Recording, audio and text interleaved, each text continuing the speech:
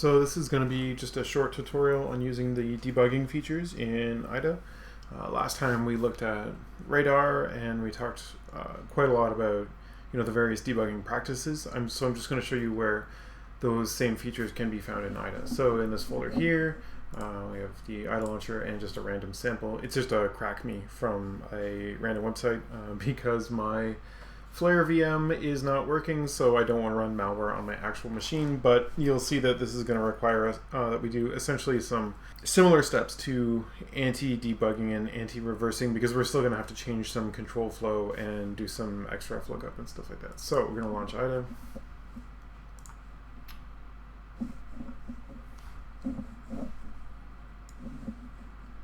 And we're going to go with a new disassembly. We're going to select from our IDA demo sample. Okay, we're going to go with the default loading configuration and profile, so it'll do some analysis right on our assembly for us. It'll draw our control graph for the entry point to the function, but we know that that's not the actual entry point. Right. First, I'll just run the application and show you what it does, and then we'll debug it in IDA. So. Normally with malware, you probably wouldn't just run it like this unless you've got all your dynamic analysis gear turned on. But I'm going to run sample.exe, and since it's just a simple CrackMe, it just brings up a GUI dialog and says, "Hey, enter the serial key."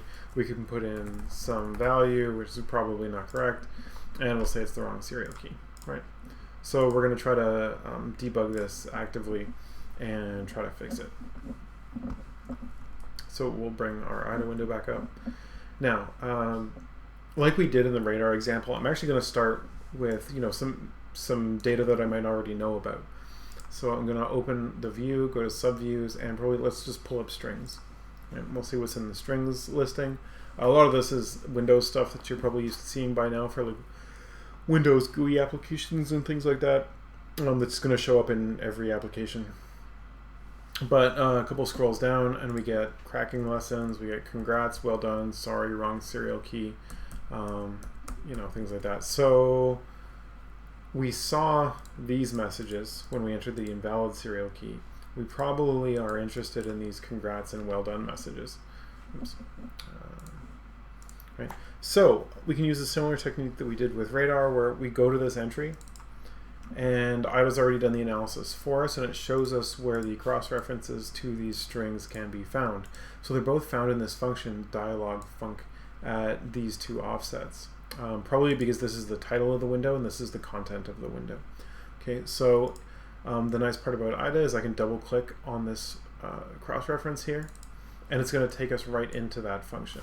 So if I zoom out a little bit, here's the call graph for this function, right? Probably does some validation of the serial key before eventually we get down to the bottom, and based on some final comparison, it's either going to show us this message box with congrats and well done, or it's going to show us the other message box with sorry and wrong serial key. Okay, so we can scroll up here. We see get dialog item text. So that's probably the function that's actually retrieving the text from that pop-up box. There's the content for the about button that we didn't really click. You can optionally have a quit message when you close a dialog. And here's the likely the processing of that serial key. Now, if we look up a little bit here, interesting, we see this string being inserted into ECX, and maybe there's actually some comparison.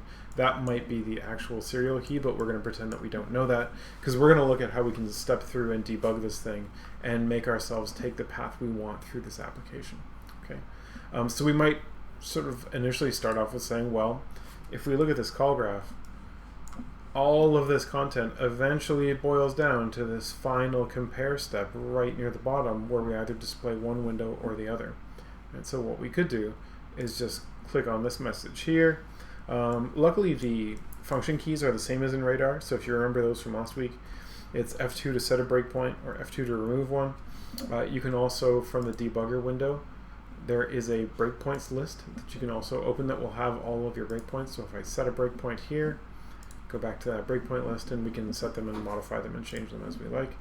And like last time, F7 is single step, F8 is step over, F9 is continue until the next breakpoint. Okay. And there's a load of other windows that we can bring up as well. So I'm just going to hit this green start button here to start a debugging session. Again, you could also attach or hit F9. Okay, so we're going to run this. It's going to warn us, please read carefully, risk of unauthorized code execution, which is smart. It's just warning you that, hey, if you're doing malware analysis, you're probably running malware right now and you should be careful. So I'm going to say, I know what I'm doing, and click yes. Okay, so what happened there is the application started up. It gave me this pop-up dialog, which is the message, because basically the program is sitting here in like a loop, polling this message box over and over again for content until I hit the check button, and then it'll dump us down into this function where we retrieve and analyze the text. It's actually paused us. If I don't need this output window. We'll talk about some of the content on the screen here before we talk about where we are in the application. So I've got a registers view over on the side here. Some flags over there, modules that are loaded, so like third-party libraries that have been loaded by this application right now.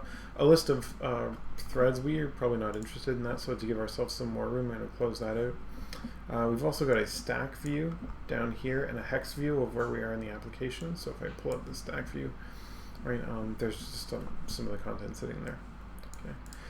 The function that it's dumped us into is actually the one that it has drawn the message box for us and is sitting here regularly polling this to find out if there's content or if there's been an event.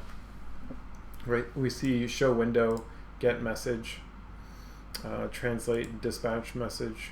So this is all of the sort of Windows code for rendering and waiting on that dialog. Okay.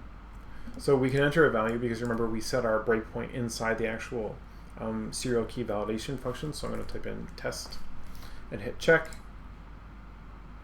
So you'll see our program ran us right to our breakpoint, okay, here with this test instruction. So we're testing to see if EAX, or comparing it to itself basically, and if it's not 0, we're going to jump over here, and if it is 0, we're going to jump over here. Well, the value in EAX right now is definitely not 0, right? So we're going to end up over here. We could backtrace this up here and find out when that value is set to 0. There's some weird OR stuff going on here. Or we can hit F7 to single step. Now we're sitting on this instruction, and the nice part about IDA is you can see that green blinking arrow that's showing us the direction that we're about to take if we were to continue through this. But we don't want that, right? We want to take this other branch and get the success message down here. So with that instruction highlighted, we can go up to Edit, Patch Program, Assemble. Here we can basically change the assembly instruction to be from jump if not 0 to jump if 0. Now we're lucky because that's probably the same size in terms of opcode, so we're not like overwriting or trampling anything, so we're going to hit OK. Now, the arrow is still going to point there because as of last time, that's where the logic is leading us, but if we hit single step through this right now, we're going to hit F7, and you'll notice it went down onto the left-hand side of this branch, which is where we want it, right? We want this congrats and well done. So we're just going to step through that, probably loading the strings into the stack for some call to this dialog pop-up box. I'm going to step over that because we don't need to see the Windows code for drawing a dialog box. Okay, interesting, right? We did not get a successful dialog box. And if I continue single stepping through this, it's cleaning up the stack and returning back here. If I hit F9 again, it's basically going to run to allowing us to enter a new value. So we didn't get the wrong pop-up, but we also didn't get that success pop-up again. So let's click check again because we still have our breakpoint set and see what happened. So if we look down here, we'll see, what are some of the differences if we change this to, if we change that back to jump if not 0, we would look down this true half of the branch here. We would see push 10 in hex. There's the dialog title, the dialog contents, and push 0, which is some other parameter likely for this call to message box. And we know that that works because we did it when we saw it earlier. We can confirm that again by changing this instruction back to what it was. We're going to assemble, and we're going to change that to jump if not 0. And we'll single step through this again, step, step. So now here we're pushing 10, we're pushing sorry, we're pushing wrong serial, and then we're pushing 0, and then we call message box, and we get the pop-up. Interesting. So something is wrong in the way that you know, we've likely got some incorrect values set. We have push 30, we have push EAX. Well, remember our EAX wasn't equal to 0, because over here, right before the call to message box, it pushes 0 and calls message box. Well, with ours, EAX is not 0, it's a bunch of Fs, and maybe that prevents the message box from being created successfully, because we know that if this comparison had evaluated the way it should have, we would have gone down here, and it would have been a different type of message box we'd have gotten. So we're going to change this back to jump if not 0. Okay. And we're going to change the values here to match the values here. I'm going to show you two different ways to do that. So we're going to single step, single step. So one is we're just going to change this instruction the way we have been. So we can assemble, and rather than push 30, we'll push 10. Again, that's likely going to be the same size of opcode, so we don't have to worry. Right? If we continue to step through this, there's the 10, there's the congrats, there's well done. Now, we know that if we push 0, because we saw this half of the program evaluate, we get the pop-up. Whereas right now, push EAX, it's going to push all these Fs, which doesn't work. So another thing we can do is double click on the register, and it'll say, hey, do we want to change the value of the register? So let's just change it to 0. Now we're going to push EAX, which is equal to 0, which should be the same as push 0. So we're going to single step. Right now we have a 0 sitting on top of the stack, on top of those messages. And if we step over this call to message box by hitting F8, hey, we get congrats and well done. The only thing that's likely not correct is, I guess, this argument here is for the icon displayed in the message box. So I guess 0 is the warning or incorrect icon. We could backtrace through this and find out what value EAX has to be to get the right icon, but that's fine.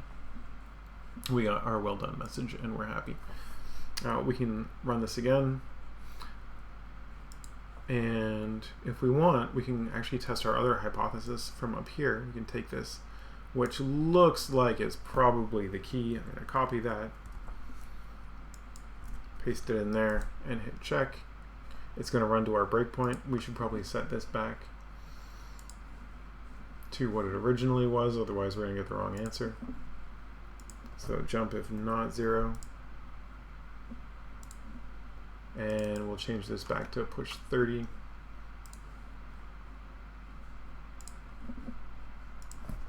Just so everything looks the way it was initially. And then we'll single step through this. Here, AX is 0. So that works. We push 30. Congrats, well done. Push EAX, and then we step over message box. So right, so I guess it was the difference between the 30 and the 10 actually that gave us a different icon in our pop-up dialog. And we hit OK, and we can run this again if we want to. And to kill your debug session, you can just hit the square up here. Okay, so that's basic debugging in IDA. It's a lot like Radar last week, although I'm sure a lot of you will find this more useful because you can do things like double-click on function names, double-click on string usage and cross-references to be taken right to the functions.